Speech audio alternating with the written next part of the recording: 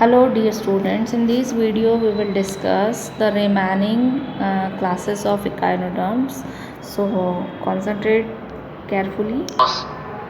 Their body is also flattened with 5 radiating arms which are long, slender and flexible. Their life cycle shows the presence of Ophiopluteus larva. Class Echinoidea includes sea urchins.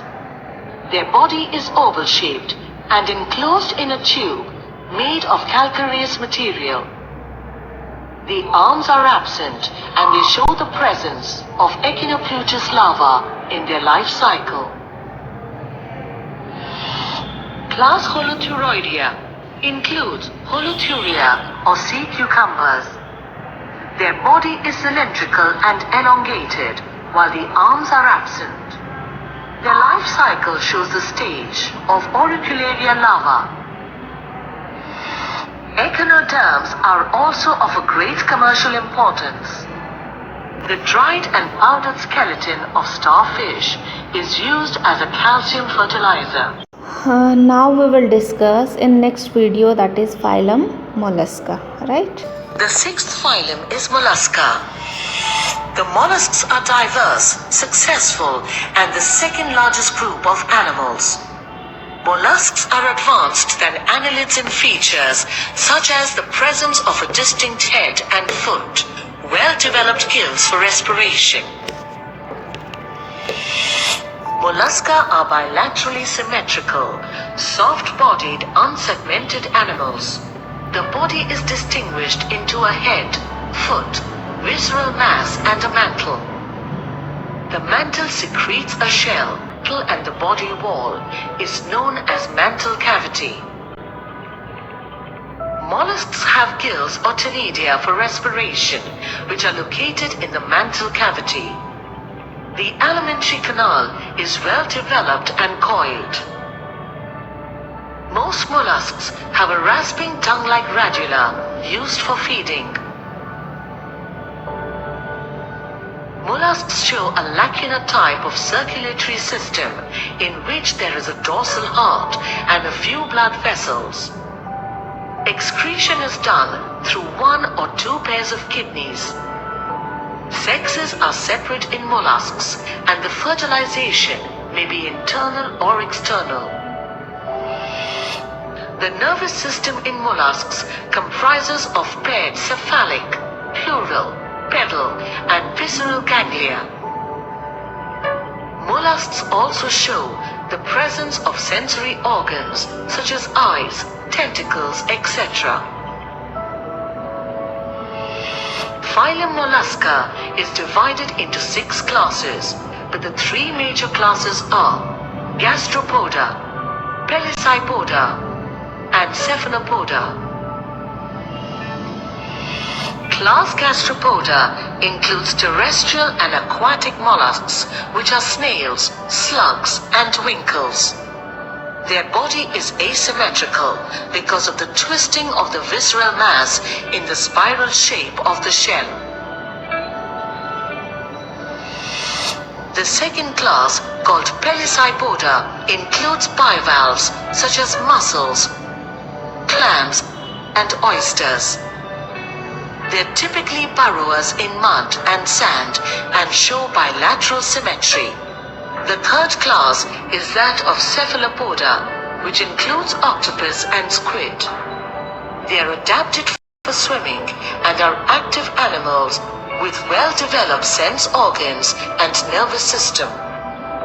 Hello dear students, ये हम last part इसका पढ़ रहे हैं, that is kingdom vertebrata, जिसमें हम reptiles हैं, years हैं, पाइसेस हैं, मैमल्स हैं, और ये सारी चीज़ें हम इसमें यहाँ पे डिस्कस करेंगे, right? And this is the last part of your chapter number 4. Now watch carefully. Kingdom Animalia, Vertebrata.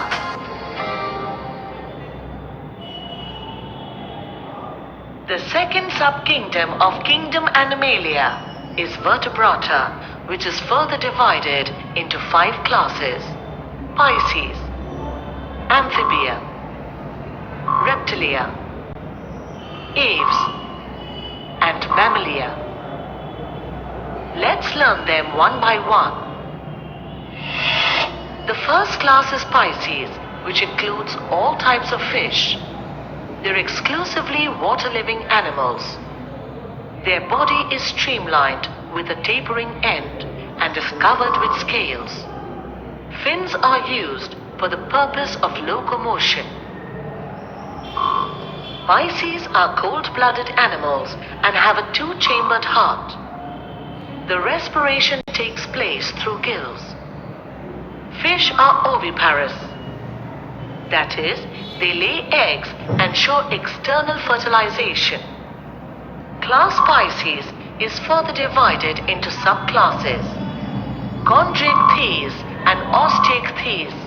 Subclass Chondrichthyes include fish with a skeleton of cartilage. The mouth is in ventral position on the head, and the gill openings are separate gill slits. A good example of the same is a shark. Subclass Osteichthyes include bony fishes. The mouth is in a terminal position on the head, and the gills are covered by a bony flap called operculum. The fins are membranous structures with bony rays. A few examples of the same are herring, pomfret, and tilapia. Fish is an important source of nutrition for the people who live in coastal regions.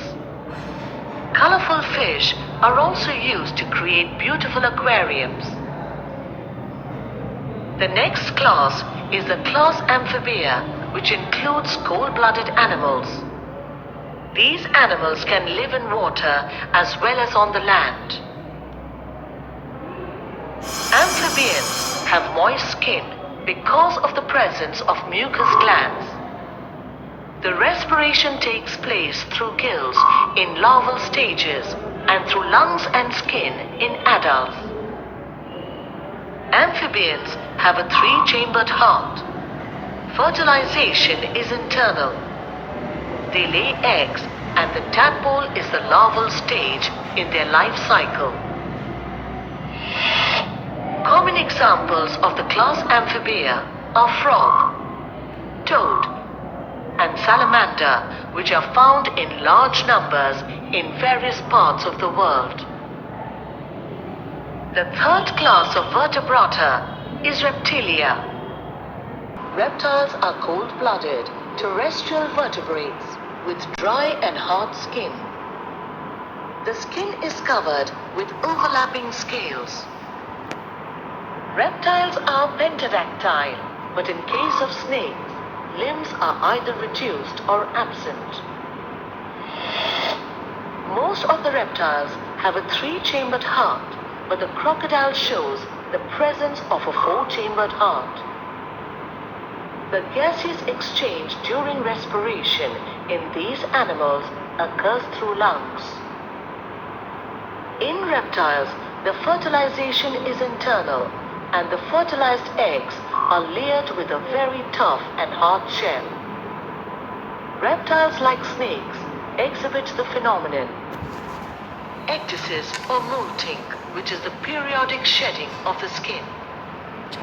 Examples of Reptilia are lizards, snakes, turtles, tortoise, etc. The next class is that of aves, which includes all birds. They are warm-blooded organisms. Birds are described as feathered reptiles that have evolved the power of flight.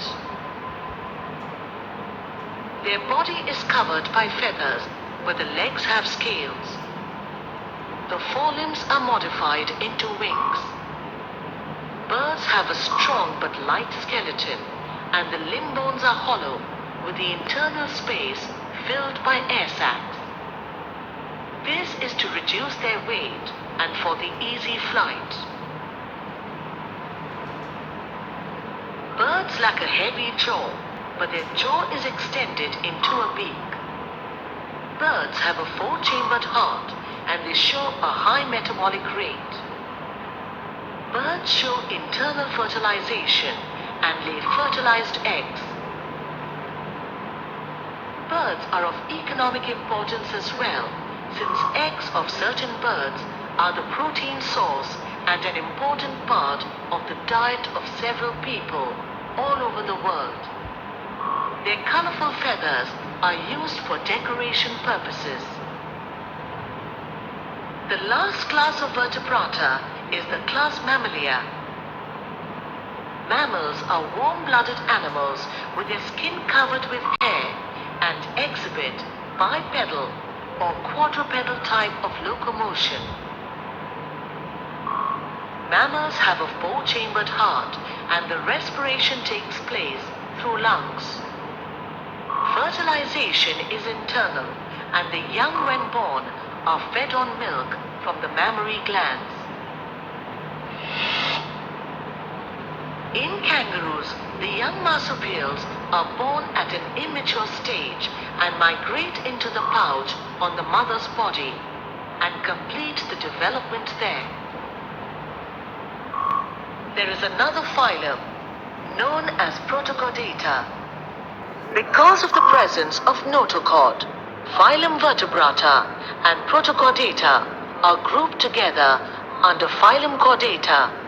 Animals belonging to the phylum Protochordata show the presence of a notochord that later develops into vertebral column in vertebrates in some stages during their life cycle. They are marine animals and are bilaterally symmetrical. Examples are Balanoglossus, Amphioxus, etc. Thus, Whittaker's classification, consisting of the 5 kingdoms, practically entails the characteristics of every living organism on this planet, and hence forms an important concept studied in the field of science.